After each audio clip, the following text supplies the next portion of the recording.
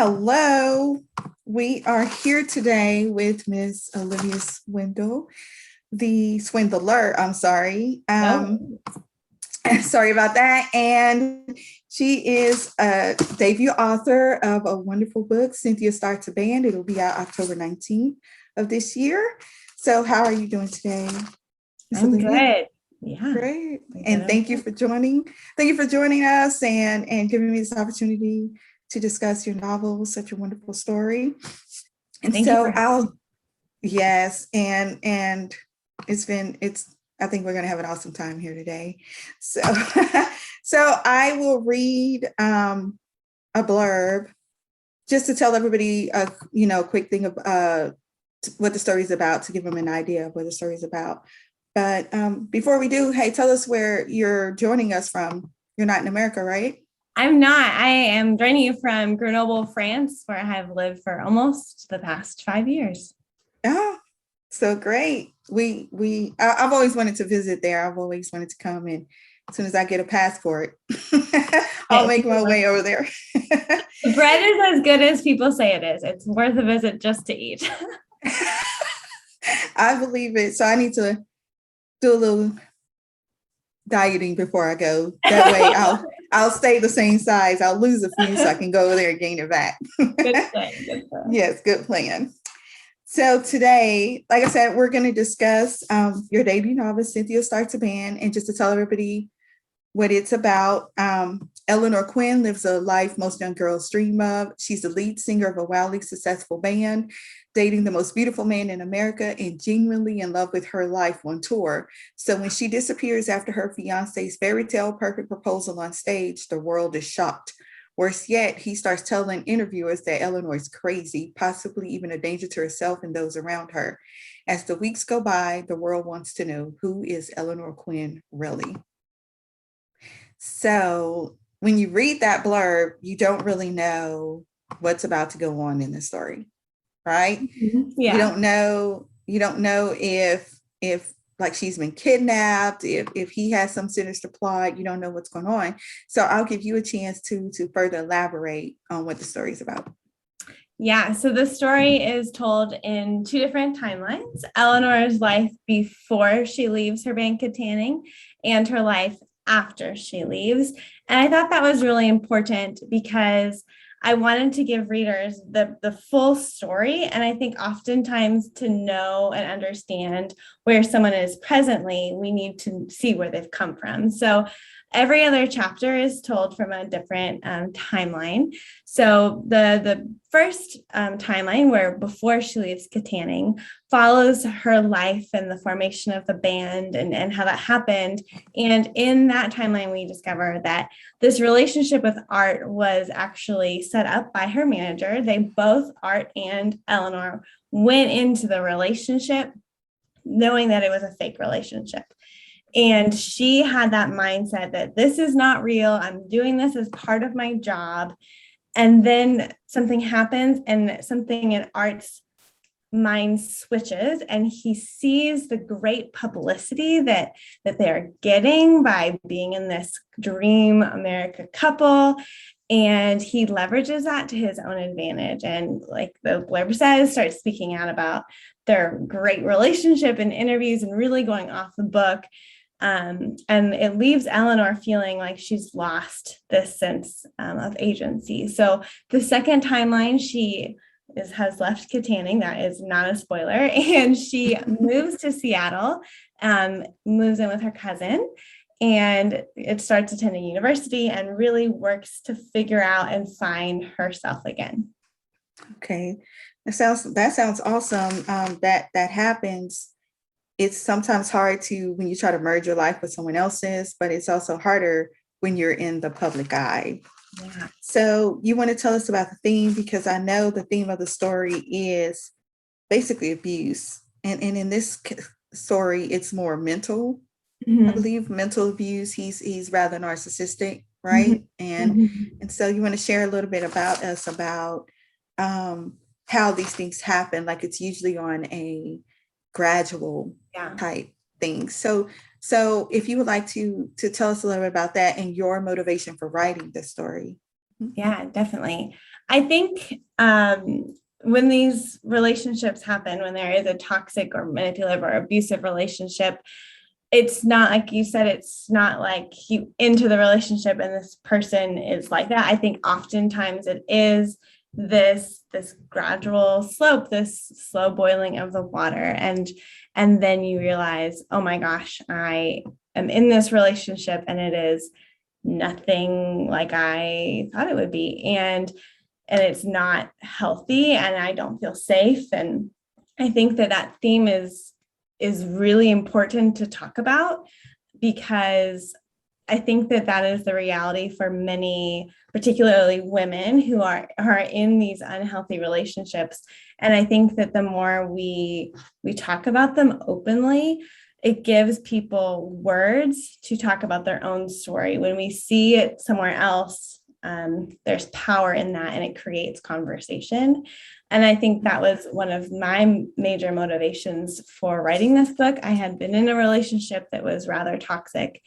And when that relationship ended, I didn't have the words and I didn't know how to talk to people about what had happened, because I didn't necessarily read books like this or see examples of how to communicate what I had experienced without being labeled as crazy or dramatic or whatever. How do you properly share your own story? And that's one of the reasons why I love fiction, because I think it does such a great job and gives us words when we might not have our own.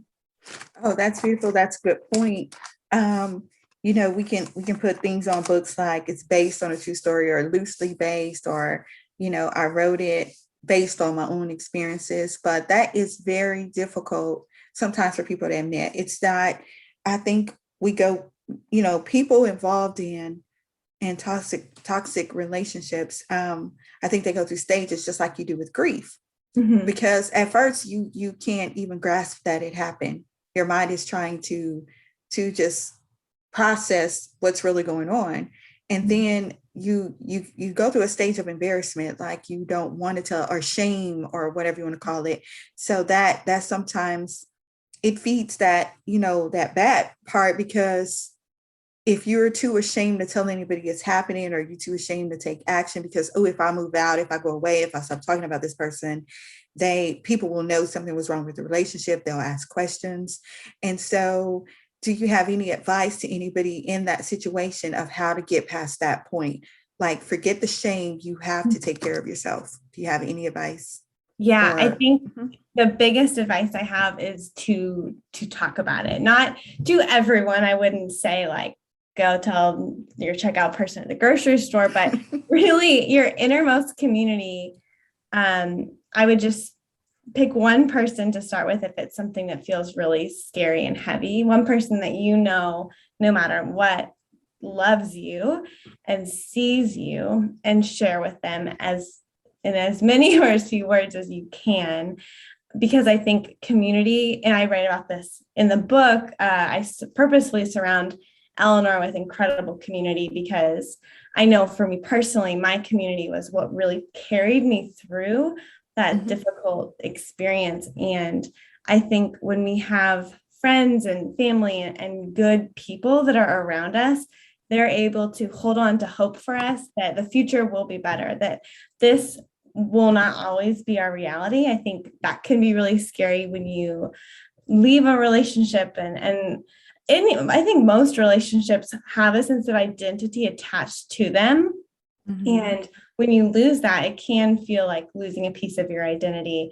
And it can be really hard, especially when you know that relationship was not healthy. And it feels like, to me, it felt like deep shame of, how did I let this happen? And I got into these spirals, but it was when I was able to talk to one friend in particular and really kind of lay it all out there and tell her what had really happened.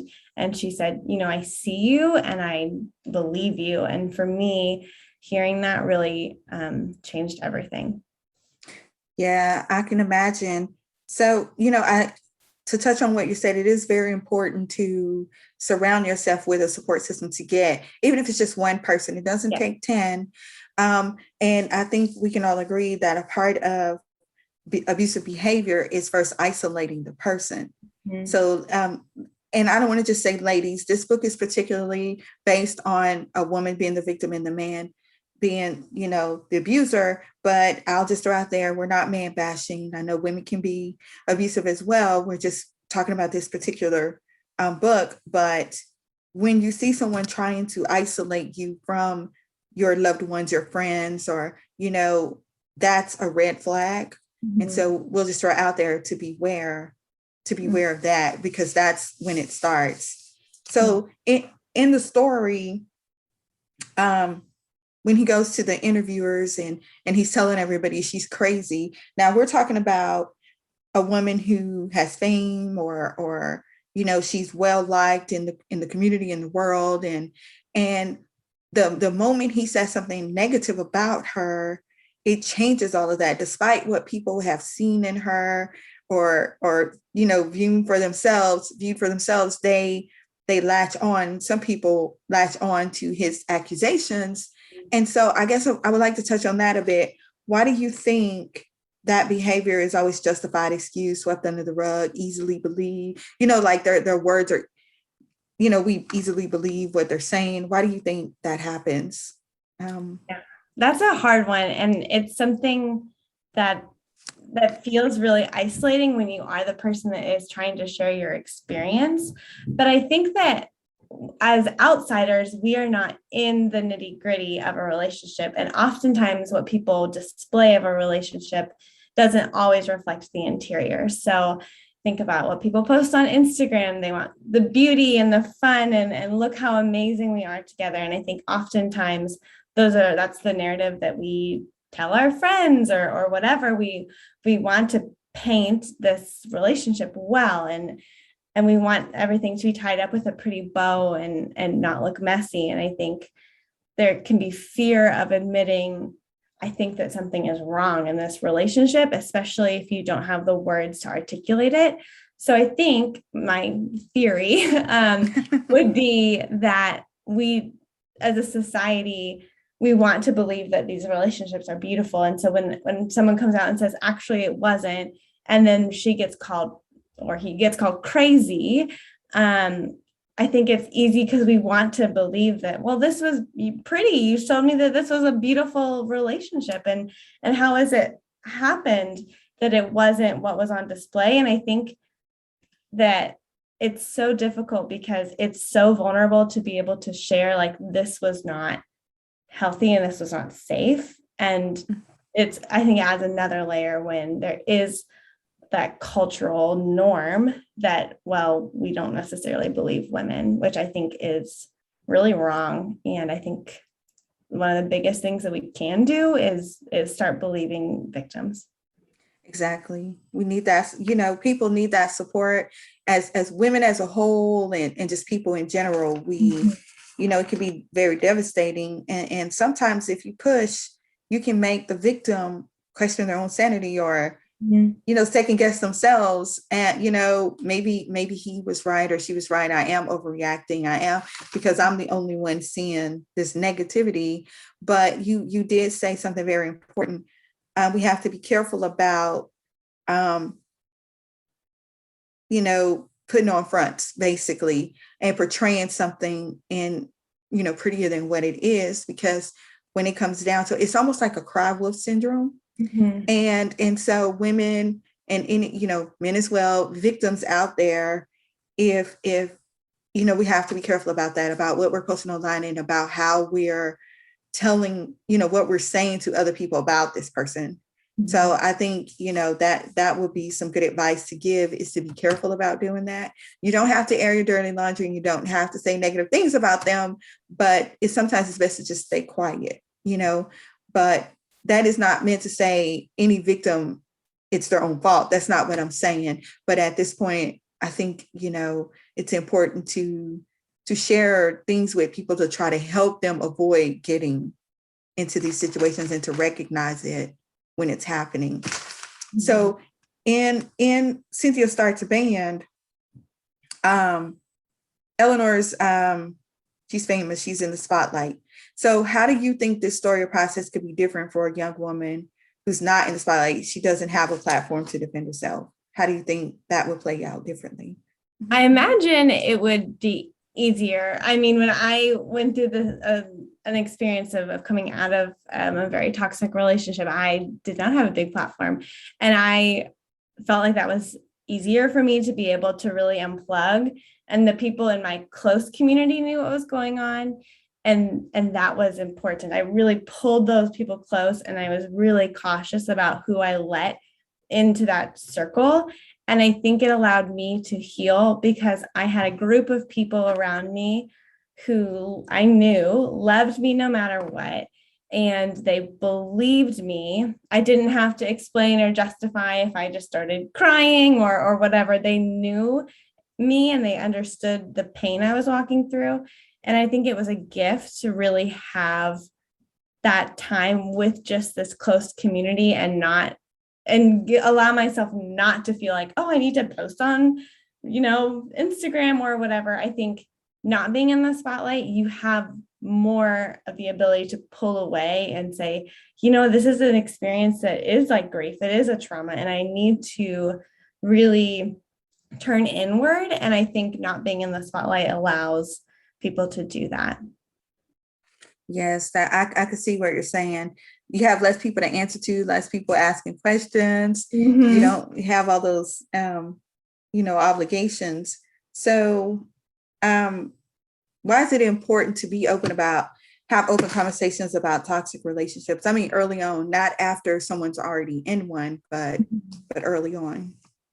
I think that it is really important so that women and men know when something is not right. If we don't talk about like what a healthy relationship looks like, what it looks like to have healthy boundaries or respectful conversation, if we don't talk about what that looks like, then when you're in a relationship that is not healthy, it's harder to see if there's never been language or conversation about what it looks like to be in a relationship that is healthy. So I think when we normalize, relationships by talking about them, it allows people to really see and know and understand that, like, even within your own relationship, like, oh, this is kind of a red flag, and how do I respond to that?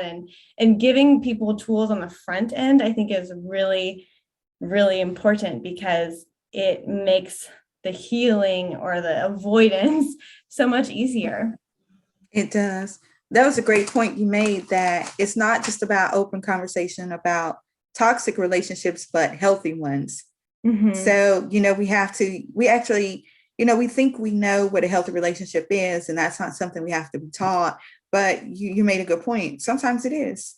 Mm-hmm. Sometimes, because abuse happens so gradually sometimes that, like you say, you're in the boiling water before you even know it's hot. And so those little red flags that sometimes we say, oh, I don't want to overreact, or, you go with your gut. Would you say, would you agree? Mm-hmm. It's like sometimes our intuition tells us, and we've been convinced that we're overreacting or we misunderstood, or, that's possible, but I think it is difficult, and we have to find a way to balance that, to understand when we are being overly emotional versus no, something here is wrong. Yes. Yeah, definitely. And I think it's easy for women in particular to get written off as being too emotional. I think especially if you're, experiencing a breakup, to feel really emotional. And I think also normalizing that emotions are really normal, and it's really healthy to feel happy and sad and frustrated, and you are not your emotions, but also teaching people to have language around their emotions helps see red flags when something is not healthy. Exactly.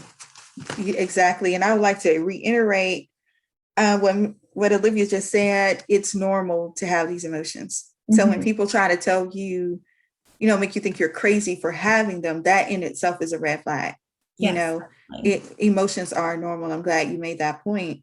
So the book is coming out this month, and it's some really great things that happen during the month, or, nonprofits or movements and organizations. So October 14th is Face Your Fears Day, and October 19th is Evaluate Your Life Day. October is Emotional Wellness Month, National Book Month, and National Domestic Abuse Awareness Month. So was this release planned for this month, or did it just sort of happen? Like, because it's a great time for the book to come out. Mm-hmm. I know, it really is super serendipitous. The publisher told me this is the date, and it's serendipitous and beautiful for all the reasons why you just said, but it is also the book comes out on the 19th of October, which is the 5-year anniversary of when I moved to France, which for me really marks it's a really clear mark in my life of when I made steps to take my life back and really regain agency of myself. And so when I saw the pub date, I just started crying because it felt perfect. I mean, with all of the things you mentioned and my move to France, I just feel like this is the best pub date I could have had. Absolutely. So your move to France, and I know you said it's when you took your life back. If you don't want to share, I totally understand, but is there a correlation there? Were you, Eleanor, did you disappear after the perfect proposal, or was France your way of taking your life back, or how did that play out, if you don't mind me asking? I am in no way musical, so if I'm ever in a band, it is a weird fluke. I was definitely not in the spotlight or running away, but I had already been planning this move to France, and I was dating this person at the time, and we ended up breaking up like a couple maybe weeks after I moved. So the move to France was already in the book, but it really was a moment, I think, where I was able to have some healthy separation. It's like when you fly over your town and you see it in a whole different way. Pulling back allows us to see our lives differently, and it allows us to really see relationships that we're in differently, romantic or otherwise. And I think that it gave me a lot of clarity about the unhealth of the relationship I was in, because I was able to have distance. And then when we did break up, let me tell you how great it is to be 5,000 miles away and not worry about having to run into your ex at the grocery store. It was really healing. I'm so glad that that's the way it worked out. I can imagine peeking around every corner. I just don't want to deal with it. Yeah, so exactly. yeah, that was great. At all.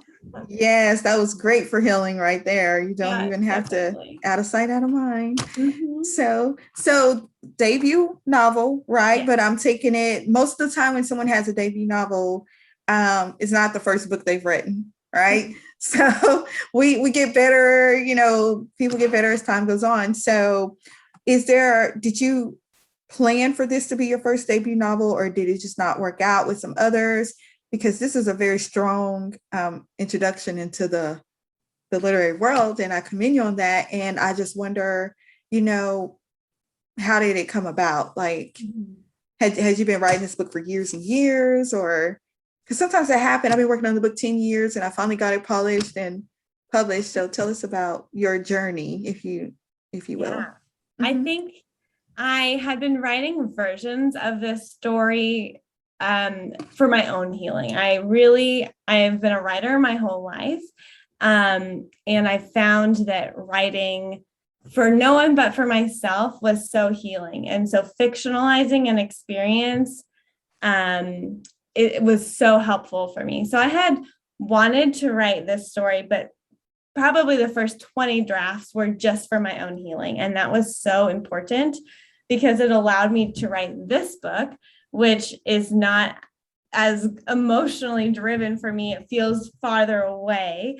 It's not a memoir at all. And that was so helpful and healthy for me to have the ability to work through and process, knowing, okay, this is only for me. And then I wrote other things that were not about anything with a toxic relationship, just completely different. And then I live in France, and when the lockdown happened, we really locked down. I was really not allowed to leave my house at all. And both of my roommates at the time got stuck in America. And so I was alone for 3 months. And so I would work all day, and then it was like France had given me a little writer's retreat. So I just made a commitment to myself that I'm going to write a certain number of words every day. And I had been working on a different project for like the first month of the lockdown. And one night I was brushing my teeth and I realized, oh my gosh, I know how I want to write that story. And in a matter of like 60 days or something, I was able to finish this Oh, book. wow. You That know, is awesome. 60 days. I was so bored. I was the only thing I could do. I was so grateful to have a side project. Yes, it's almost like you just gave a silver lining in the lockdown. It's like Yeah, 60 days. definitely. Yes, So I'm so thankful. so tell us about the rest of your journey. So okay, so you wrote the book, you did your Mhm. first draft edit and all the stuff that writers go through. I'm throwing that out there for everybody listening. She went through the process. Yeah. So it's time to query. Did you Mhm. go through the standards, send it out to a lot of agents and wait, or care to tell us a little bit about that? Like how you got to the publishing stage? Yeah, definitely. I had done a ton of research. I am a huge researcher, and I had done a lot of research about, because I had sent it to a couple of friends and said, okay, I feel like I'm handing you my child. Please be nice, but also tell me what you think. And that was super important. And I got really good and helpful feedback back from people. And so when I knew, okay, this is actually something that I would love to have published, I did start querying, and um, that process is very long. And in the middle of it, I had mentioned to someone that I wrote a book during the confinement, just as a like, that's something I did this year. And she mentioned to me, oh, one of my really close friends works as an editor, she thought, and asked if I would want to connect with her. And I said, absolutely. And it turns out she was actually in acquisitions for Morgan James, my publisher. And we were supposed to talk for like 15 minutes, and we ended up talking for like an hour and a half. And she ended up asking for my manuscript, and I sent it over, and they're the ones that are publishing the book. So it was just a crazy experience how it worked out. And I'm so grateful. Oh, that sounds awesome. It's one of those golden egg or golden nuggets or whatever you want to call it. Because Yeah. it doesn't happen that often, but sometimes it is like you just happen to come across somebody new, and we don't want to discourage anybody from querying. That's not what we're saying. No, But yeah. I think I think that's awesome. And I congratulate you for that. That's wonderful. So I take it this book isn't a part of a series. Mm-mm. So is there, upcoming projects? Do you want to tell us a little bit about anything or just the basics? Is it has the same theme, or is your next project going to be totally different? Same genre, different? Mhm. So I don't think that this is a series. I think that Eleanor's story is at a good place. I think writing in that same universe would be really fun, but I think for now I'm really happy with where she is. But I love women's fiction. I think it's so important to tell women's stories. I think writing about toxic relationships is a huge part of that, because I do think that it is something that happens more frequently than we realize. And it's something that I really feel passionate about normalizing conversation around. But I've actually finished another manuscript. I am just finishing the editing and starting the querying process for that. So it's too soon to really say any more details, other than the fact that it is, again, women's fiction. It doesn't necessarily touch on the same theme. I will probably always have a little sprinkling of that theme in my writing, because it is something that I'm so passionate about, but it's not the central theme of the next book. Oh, okay, awesome. So you got to keep in touch with us. So when the second book comes out, first we're looking forward to Cynthia start the band, but we want to, keep in contact with you so you can, share your future projects with us. Yes. So do you have any advice for, aspiring authors out there? Any little gold nuggets you want to leave them with, or? Mm-hmm. Yeah, I think if you are an aspiring author, I think it was David Sedaris said, if you want to be a writer, the most important thing to do is write. And that sounds so obvious, but it is so important. I set a New Year's resolution almost every single year to write a certain number of words every day. And I try to do that. And I think it helps me be a better writer. And even if the words are awful, just having that habit so that when an idea really strikes you, then you're ready. You have that time built into your day. You have the practice of this is what it feels like to sit down and write 1,000 words or whatever that might be for you. So I think write. And even if it's terrible that you will show no one, I think you're only helping yourself by spending time every day writing something. Yeah, that's a good point. Sometimes, you know, I'm a literary agent and an editor, and sometimes, I'm online just reading tweets and Facebook posts or whatever. And it's like, writers will get together and do a writing challenge and stuff. And I think that's awesome. Mhm. But then, you do see those posts where people, they're discouraged because I don't know what to write. And so you made a very, very good point. Write anything. Just, it doesn't have to make sense. It doesn't.